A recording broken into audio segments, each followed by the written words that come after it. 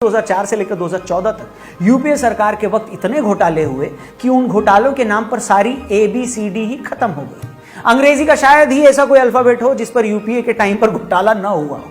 A से आदर्श घोटाला, एंट्रिक्स घोटाला हुआ, C से CWG घोटाला, coal scam, cash for vote scam, chopper घोटाला और S से सत्यम घोटाला हुआ, T से 2G घोटाला हुआ। कुल मिलाकर उन 10 सालों में इतने घोटाले हुए कि अंग्रेजी वर्णमाला के सारे अक्षर कांग्रेस ने 2-2 बार खर्च कर डाले। ऑक्सफोर्ड वाले कांग्रेस के घोटालों को नाम देने के लिए अंग्रेजी भाषा में कुछ नए अक्षर जोड़ने पर विचार तक करने लगे। हैरानी नहीं है कि आज भी जब उन घोटालों का जिक्र आता है तो लोग कहते हैं कि यूपीए के टाइम ये हुआ। बीजेपी ताने मारती है कि यूपीए के टाइम इतने घोटाले हुए, इतने घोटाले हुए। इन्हीं घोटालों की वजह से यूपीए नाम घोटालों का सिनोनिम यानी पर्यायवाची बन गया और यूपीए शब्द मुन्नी से भी ज्यादा बदनाम हो गया। और जैसा कि हर धंधे में होता है, अगर कोई दुकान या बिजनेस एक नाम से पिट जाए या बदनाम हो जाए तो उसके मालिक लोग दोबारा अगर मार्केट में उतरना चाहें तो सबसे पहले क्या करते हैं?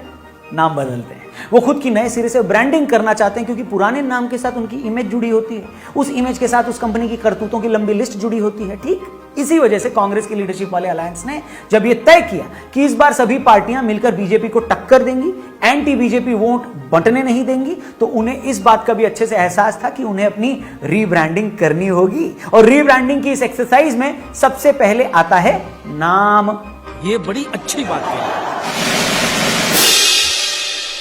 तो जब ये तय हो गया कि ये सब लोग यूपीए नाम के साथ तो अब दोबारा मुंह दिखाने जनता के सामने नहीं जा सकते, तभी कांग्रेस और उसके साथी यूपीए के लिए नया नाम ढूंढने में लग गए। और जैसे कि घरों में बच्चा पैदा होने पर होता है, हर कोई दोस्त रिश्तेदारों से बच्चे के नाम का सजेशन मांगने लगता है। नाम के लिए बाकायदा व्हाट्सएप ग्रुप तक बना लिए जाते हैं, बच्चों का नाम बताने वाली वेबसाइटें खंगाल ली जाती हैं। इसी तरह यूपीए के सभी साथी भी अपनी अपनी तरफ से नए नाम बताने लगे।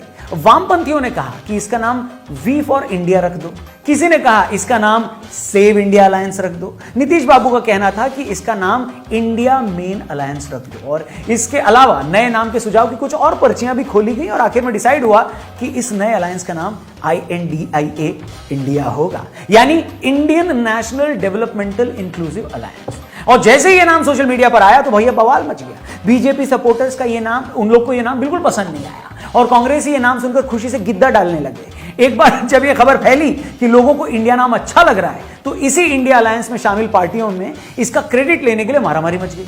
टीएमसी ने कहा कि ये इंडिया नाम दीदी का आइडिया है। आपने, आम आदमी पार्टी ने कहा कि इतना शानदार नाम ब्रह्मांड के सबसे बेहतरीन मुख्यमंत्री केजरीवाल जी के अलावा कोई सोच ही नहीं सकता। और कांग्रेसियों का कहना था कि इंडिया नाम राहुल बाबा की विलक्षण बुद्धि की उपज है। मजा आया।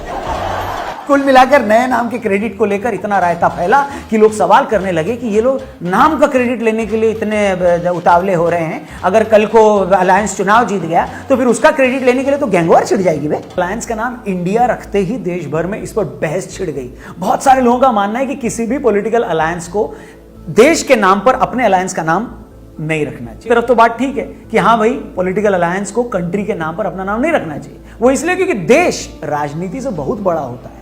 जिस वक्त आप देश के नाम पर अपने गठबंधन का नाम रखते हैं उसी वक्त आप उसे दूसरे गठबंधन के खिलाफ खड़ा भी कर देते हैं और अब चुनाव में हार जीत भी होती है। फर्ज कीजिए कि अगर यही इंडिया कल को इलेक्शन हारता है या रुझानों में पीछे चलता है तो हर बार यही लिखा आएगा टीवी पर और बोला जाएगा कि एनडीए ने इंडिया को हरा दिया या एनडीए इंडिया से पीछे चल रहा है।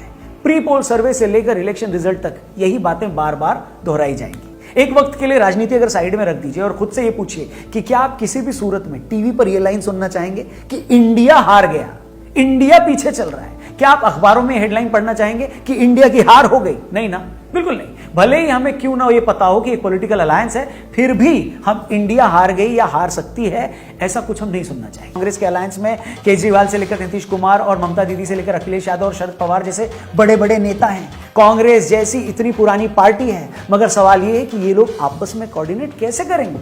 मसलन जब पंजाब या दिल्ली में चुनाव लड़ने की बात आएगी तो केजरीवाल की आम आदमी पार्टी और कांग्रेस आपस में कैसे लड़ेंगे? पंजाब में आम आदमी पार्टी की मेन टक्कर तो कांग्रेस से ही है। उसी तरह दिल्ली में भी कांग्रेस को हराकर ही केजरीवाल जी ने पहली बार सरकार बनाई थी। आज यही आम आदमी पार्टी गोवा से लेकर गुजरात और उत्तराखंड जैसे राज्यों में कांग्रेस के वोट खाकर ही तो आगे बढ़ी है। ऐसे इन राज्यों में कांग्रेस पार्टी और आम आदमी पार्टी कैसे एक साथ चुनाव लड़ पाएंगे? उसी तरह जो कांग्रेस और टीएमसी इस इंडिया अलायंस में तो साथ हैं, लेकिन यही कांग्रेस लेफ्ट पार्टियों के साथ मिलकर बंगाल में टीएमसी के खिलाफ लड़ती है और जो मजे की बात है कि भैया जो कांग्रेस लेफ्ट पार्टियों के साथ मिलकर बंगाल में टीएमसी के खिलाफ लड़ती है, वही कांग्रेस और लेफ्ट पार्टियां केरल में एक दूसरे की कट्टर दुश्मन है? अरे मुझे चक्कर आने लग गया अब।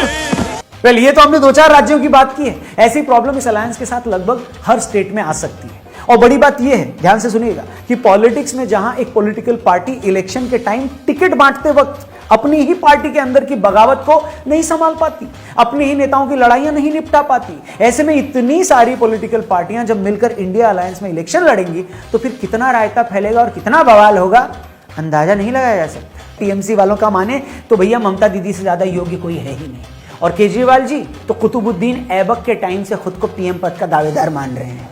बात तो सही है। कांग्रेसियों का मानना है कि राहुल जी का तो जन्म ही इस पावन भूमि पर पीएम बनने के लिए हुआ है, और इन सब के बीच नीतीश बाबू भी हैं, जो गठबंधन की दूसरी मीटिंग में ही बोला जा रहा नाराज हो गए। जिन नीतीश ने इतनी मेहनत की सभी एंटी बीजेपी पार्टियों को साथ लाने में, उन्हीं नीतीश को बेंगलुरु वाली मीटिंग में ही किनारे लगा दिया गया। खबर तो यही आ रही है, और खबर है कि न वो अलायंस का नाम इंडिया रखने से खुश है और न वो इस बात से खुश है कि उन्हें इस अलायंस का कन्वीनर क्यों नहीं बनाया गया। और यही वजह है कि वो अलायंस की प्रेस कॉन्फ्रेंस से पहले ही पटना के लिए रवाना हो गए। हेलो, ये तो सब सूत्र बताते हैं, हम तो थोड़ी कुछ बोलते हैं। गजब बेइज्जती है। अब इतने सारे लफड़ों के बीच, इतने सारे नेताओं के ईगो के बीच ये गठबंधन अगर सच में सुख और शांति से चुनाव लड़ और जीत पाया तो ये सीमा हैदर के 4 बच्चों के साथ कराची से दुबई होते हुए वाया नेपाल से बस में बैठकर नोएडा आ जाने से भी बड़ा करिश्मा होगा।